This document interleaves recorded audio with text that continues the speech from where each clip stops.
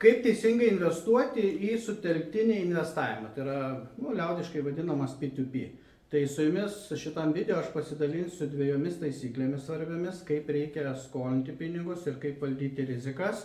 Taip pat pakalbėsiu ateinančią į Lietuvą naują irgi sutelktinio investavimo platformą, kuri siūlo netgi nuo 15% investicinę grąžą. Tai visi esate jau girdėję, kad kuo didesnė yra ta investicinė grąža, tuo yra didesnė rizika. Taip?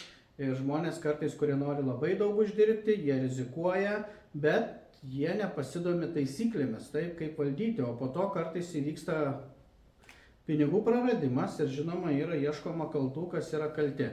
Nėra turbūt nei vienos investicijos, kuri nebūtų rizikinga, dėl to truputį, jeigu sekat informacinį lauką, tai girdėjot, kad dabar visai nesenai įvyko turbūt Lietuvoje unikalus dalykas, kad kai mes galvodom, kad investuojame P2P ir investuotojai, kurie įkeičia pirminę hipoteką, kaip ir pavyzdžiui bankai, kurie įkeičia turtą, jie tampa pirmos eilės, taip, išsiieškoti skolą.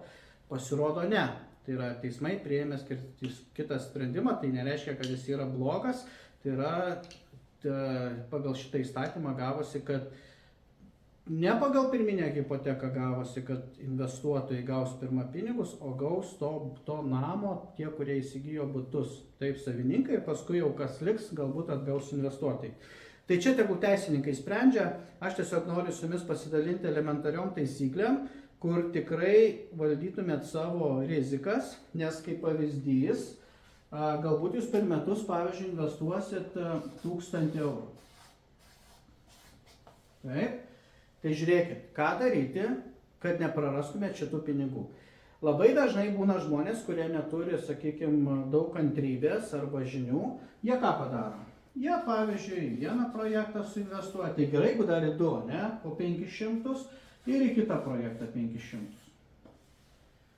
Ir, žinoma, turi pažadą, kad gaus 10, pavyzdžiui, procentų. Nu, kaip ir super gerai, taip? Bet kas įvyksta, jeigu, pavyzdžiui, sudega viena investicija.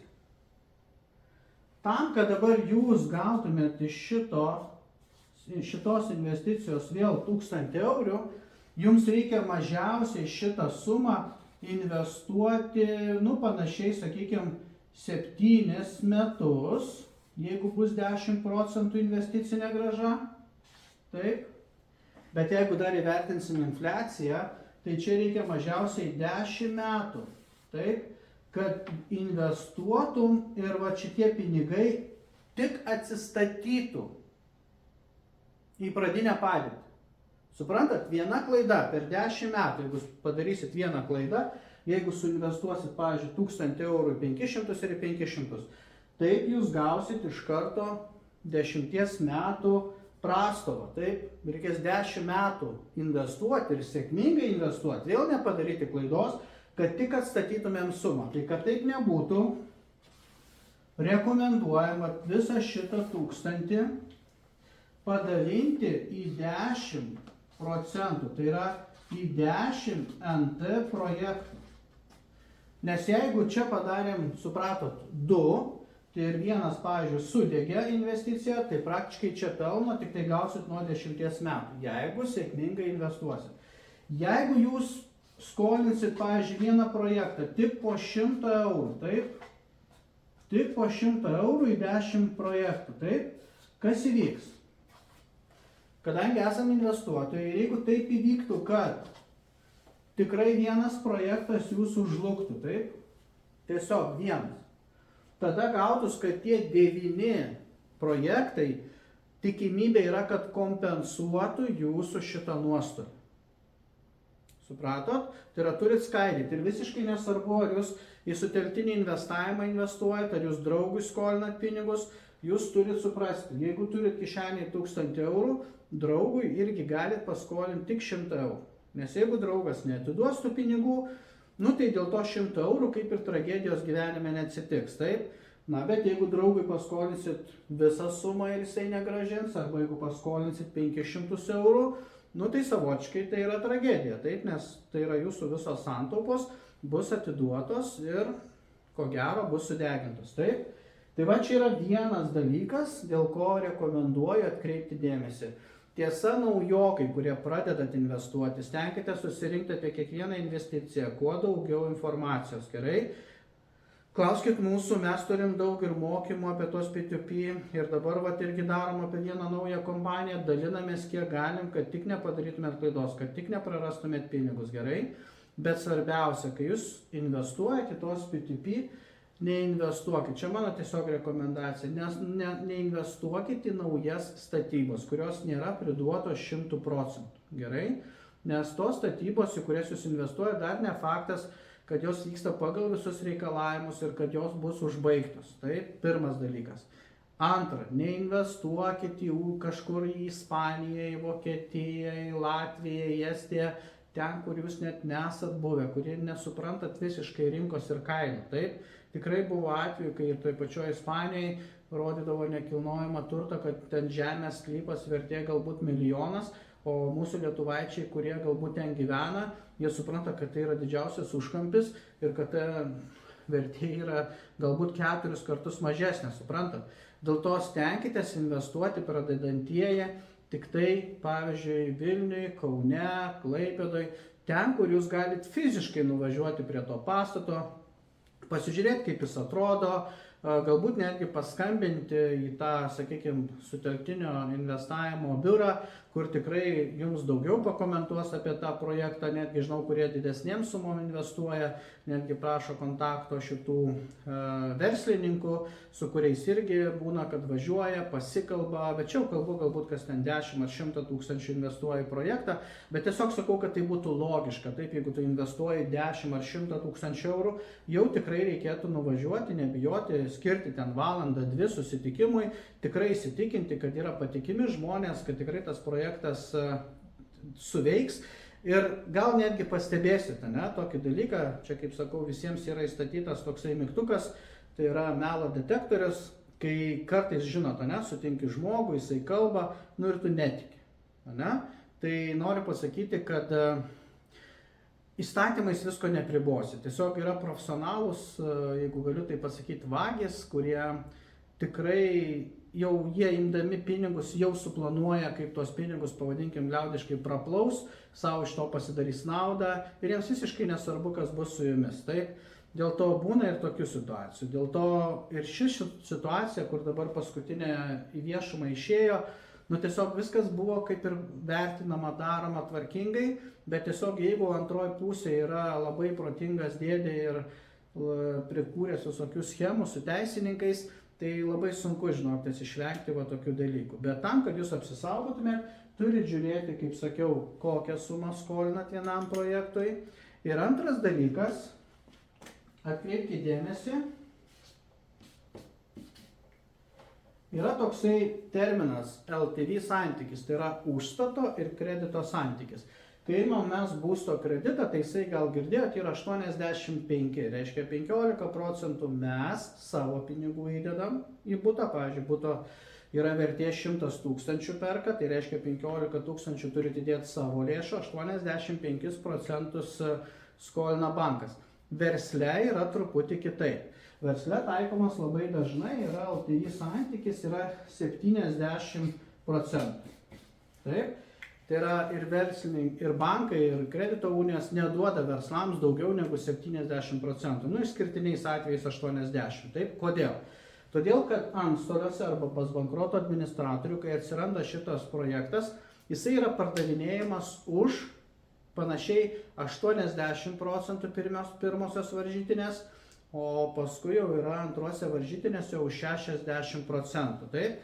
Tai va ypač naujokai rekomenduoju stenkitės ieškoti objektų, kurie nėra didesni už 60%. Gerai? Jeigu 100 tūkstančių yra objektas, tai kreditas turėtų būti nedaugiau 60%. Gerai?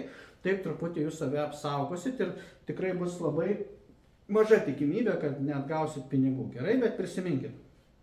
LTV santykis tai yra užstato ir kredito santykis. Pavyzdžiui, kai aš pamatau projektą, kur reikia investuoti ir jis yra, pavyzdžiui, 80 ar 85%, tai aš iš karto neinvestuoju, taip, ypač jeigu jis yra naujas, nors buvo tokių objektų, kur aš mačiau, kaip jie vystėsi, jau buvo 3., 4. kreditas būtent to objekto, tai gal buvo į vieną, kur tikrai suinvestavau, kur buvo 80%, bet šiaip stenkitės neviršyti to 70%, gerai? Dėl to viskas priklauso ir nuo jūsų, ne tik nuo teismų praktikos, tai yra nuo įstatymų, nuo to sutelktinio, sakykime, galbūt tos kontoros. Jie visi atlieka savo darbą, taip? Ir stengiasi atlikti gerai, nes ir jų reputacijai tai labai pakenkia tokie dalykai. Dėl to žinokit, kad specialiai niekas į tokias schemas nelenda. Tiesiog pasikartosiu, kad būna nusikaltėliai, kurie jau iš anksto planuoja tokius dalykus, taip? Tai ką dar norėjau irgi jums paminėti, yra naujas dalykas.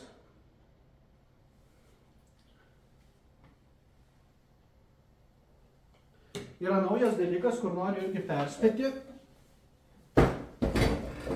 ir jums pagelbėti. Tai yra, dabar į Lietuvą ateina dar viena sutelktinio investavimo platforma, kuri siūlo netgi nuo 15% investicinę grąžą. Tai yra labai daug, žinokitės. Tai yra, jeigu jūs šiandien įdėsit 100 eurų, tai ką reiškia 15%? Reiškia, po 5 metų ta suma jau bus 200 eurų. Kas įdės 1000 eurų? Po 5 metų, įsivaizduokit, jau bus 2000. Tai aš turiu omeny, kai yra investicinė grąža 15%. Jeigu investicinė grąža yra 10%, tai panašiai ta suma padvigubėja, tai panašiai po 7,5 metų. Taip?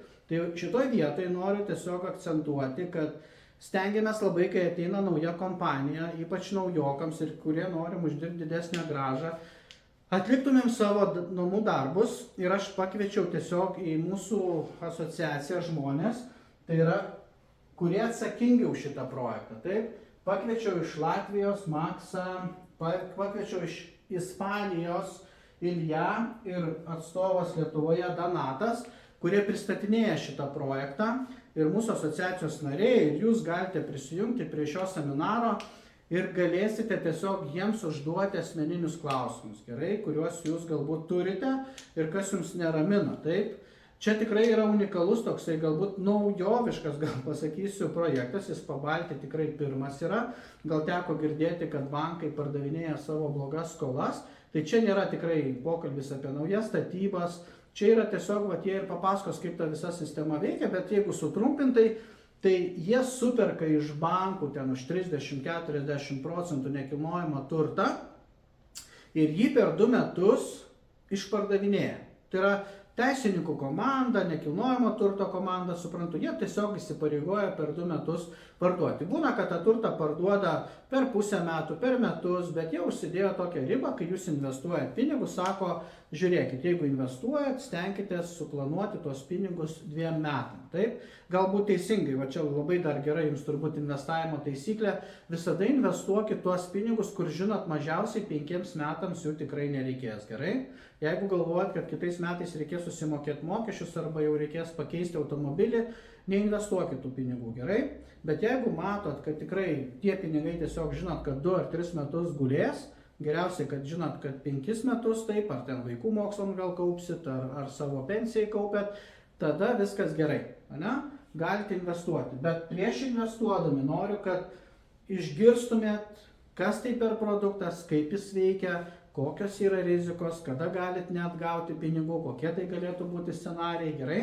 Tai dėl to kviečiu tiesiog į mokymus, jau jie vyks ketvirtadienį, 7 valandą, galite registruotis, nuoroda yra apačioje. Jeigu taip jau įvyktų, kad jūs tą video mano klausot vėliau, jau po šito seminaro, viskas tvarkoj, galite tiesiog mums parašyti ir galėsit tą vaizdo įrašą galėsite įsigyti, gerai. Ten bus net 3 video, kur mes kalbam, iš kur ir kaip galima gauti investicinę grąžą apie 15%, ten konkrečiai apie tą kompaniją bus kalbama taip, kad tikrai susirinktumėte visą informaciją. Ir kas man patiko šitoje vietoje, kad viena, kad galima ten bandyti, investuoti nuo 10 eurų, įsivaizduokit, galit pradėti investuoti nekilnojamą turtą nuo 10 eurų, taip, tik turit suprasti, kaip ta sistema veikia. Dar man patiko, kad tai yra licencijuota maklerių kompanija, kurią prižiūri Latvijos bankas centrinis. Ir dar jie irgi suteikia Latvijai, Lietuvoje negirdėjau, 20 000 eurų draudimą.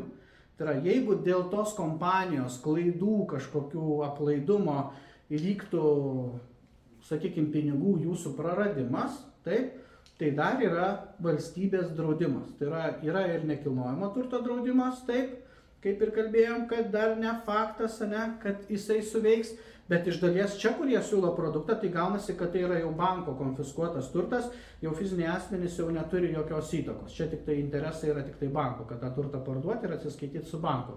Tai ta hipoteka kaip ir turėtų suveikti, nes ten yra sukuriamas vertybinis popierius, gerai? Bet čia aš labai nesiplėsiu, jūs galėsit sudalyvauti šituose mokymuose ir tikrai galėsit užduoti klausimus, gerai?